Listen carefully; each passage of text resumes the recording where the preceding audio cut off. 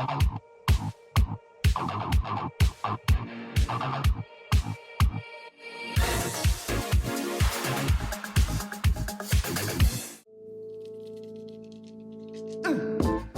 что, друзья, у ребят продолжаются тренировочные дни, но это не помешало нам ненадолго отвлечь ТаЗа для интервью. И так с нами наш капитан. Hello, Mr. TaZ. Hello. We congratulate you on the birth of your daughter. What is her name?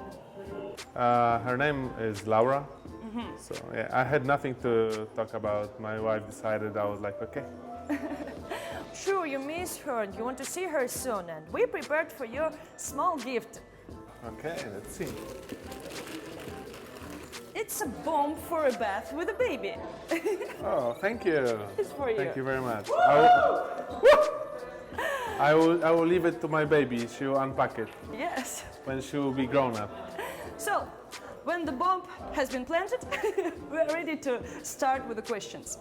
So, you became a father. What changes came into your life and your mind? I think that a lot of stuff changed. Like my attitude is different. I decided not to be so angry, and I don't feel so much pressure anymore on my game. It's more like I think about my baby, about my wife. It's like I feel like the life is on a different level. It's not just gaming anymore. All these days, you're smiling a lot.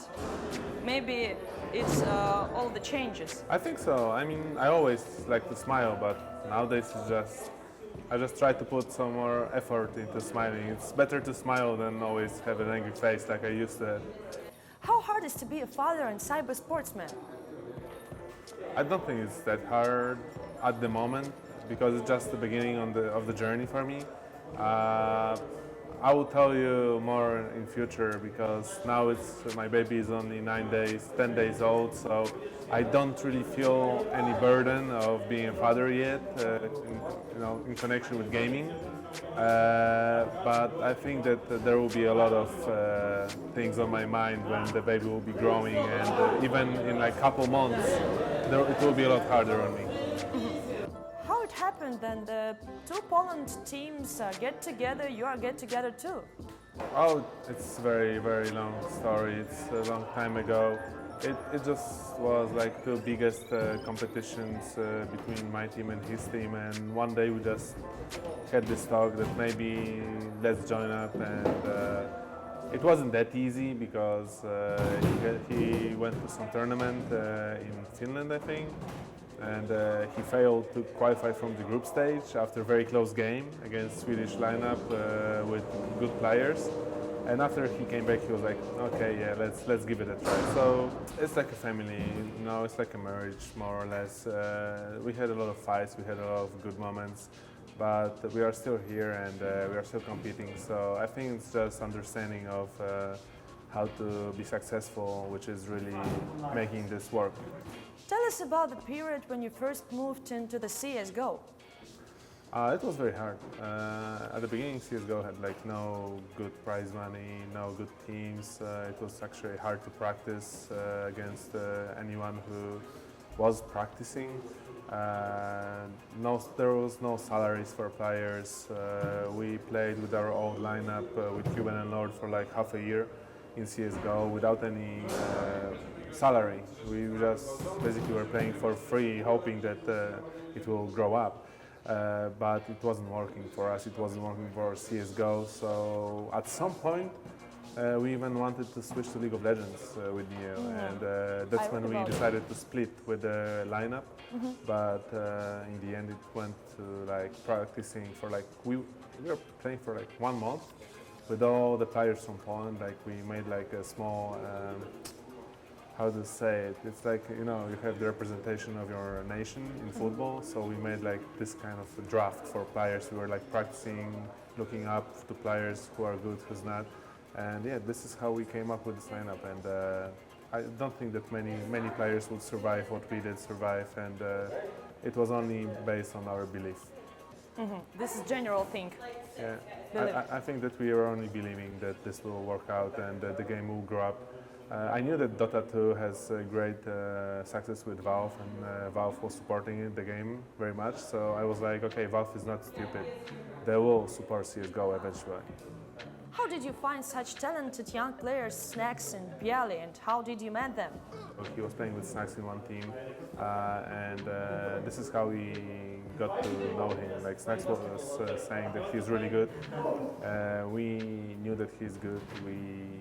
He was on the shortlist. We were sure of Snax from the beginning because we knew him from 1.6, and we actually were a bit lucky with Byali because at the beginning we didn't go with him. Because he was, it was funny thing because the only reason why we didn't go with Byali was that he said that he's only covering A. If we want him to go B, then he doesn't want to play with us. So we were like, okay, so it's going to be too hard, but eventually it's working very good, and it was only the beginning. You said that you are don't lucky a lot, but I can say you're lucky a lot because you have an amazing team. It's luck connected with a lot of risk. You know, we risk all the time playing the game when you have no salary, when you have very small salary, when there is no tournaments. Nowadays, it's not anymore like a big risk. You have a good salary, you have a lot of tournaments, you have great team, great support. Even if you stop playing the game, you can do a lot of things connected to eSports. But it's only now, like all the youngsters who are playing now the game, who are on the top of the game, they don't know what really hard work and what really risk means. They are living in this really nice pink bubble, and they are very happy that everything is working. They think that if they play 10 to 12 hours, they really put a lot of hard work into gaming and their team. So yeah, that's basically what Counter-Strike is about now. There is no risk anymore. It's only just play as much as you want, as you can, and just go to tournament and get money. Yes. That's so easy now. Your opponent in the first match, ELEAGUE Major, Optic Gaming. What can you say about them and about their success and at the end of last season? Was it only a moment or they really have reached a new level? I think that they reached a new level. They added Tarek to their lineup, and they always had really good tactics, fast tactics. They were a fast-paced team and successful in it. So it feels that they are just hitting a good stride for them. They are playing on the level I don't think anyone is expecting them to play. So we will see during this major if they will continue to play on this high level. If yes, there will be extremely hard opponent.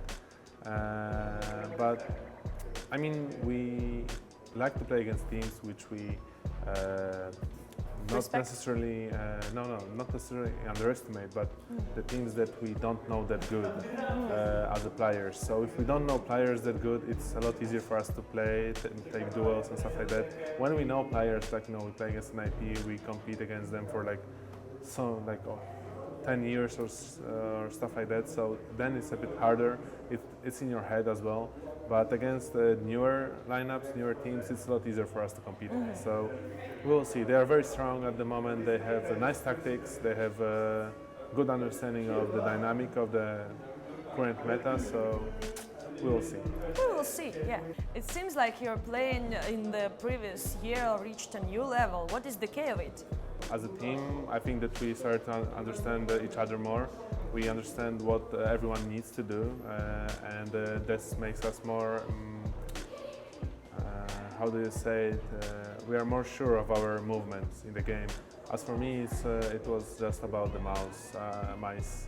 I had a really big problem playing and adapting with different mice after I had to swap from Internet Explorer 3.0. And when I changed to Zoe, at some point I just had a DPI which didn't really fit me, and I was playing with it because I wasn't doing anything important in the team. I was just doing stuff like nades and things like that, so I didn't really look up to it. But after a while I was really annoyed that my level of game went so low that when I had 20 frags, people are saying, oh my god, he's playing so good, and that's not something I'm used to. I never was a player who was underperforming or letting the team down. I was usually the guy who you could count on, and if I wasn't really good, I was always really solid. So I just want to come back to this And CSGO is a game that fits me very well. So if I will get enough trust from the team, I think that I can dominate any team. Some people think that the professional cyber sport in your age is nonsense. How do you deny it every time?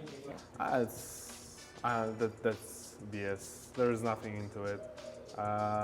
Best goalkeepers in hockey are playing, like their peak is at 35 or 37. So same goes with goalkeepers in football, where you need the most reflex, the most experience, positioning and stuff like that. I think that the age, if used correctly, it's only working in your advantage, not disadvantage. All these youngsters, one-tap kings and stuff like that, Yes. No. 2 years in a row, the main tournament at the beginning of the year for you was a championship in the native walls Katowice. How the situation changed with the appearance of ELEAGUE Major? I don't know. It's like the thing about majors, we are missing a lot of things. We are missing medals, we are missing bigger prize pool, we are missing even better computers, better hotels.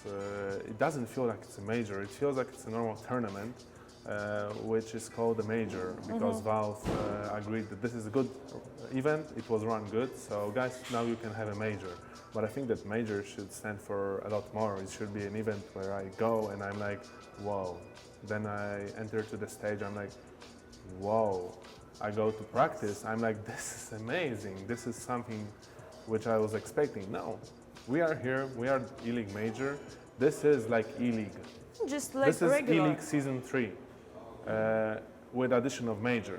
And if you win, you will get the finish, in your inventory, you will get Major statue if you are quarterfinals or further. But for me, it doesn't feel as special as first Katowice event, where you had 10,000 people roaring on the stage, and the whole event was normal, like normal ESL event, but the stage and the reasoning behind the major with the biggest crowd up to date was something new.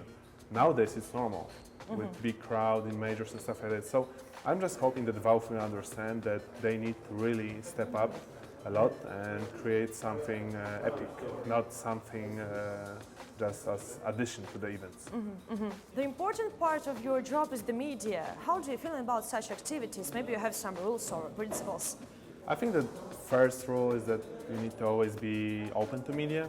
There's like, okay, sometimes when I feel bad or we lost the event, I don't want to go to media. It happens so rarely, but sometimes I'm really like, no, I don't want to go, because how you go to the media, how you speak in camera, you need to be open, you need to want to talk. If you don't want to talk, you don't go to camera, because it will not work good for interviewer and it won't work good for you. So it's all about just being open and being in a good mood. And if you are in a bad mood, then everything will be bad.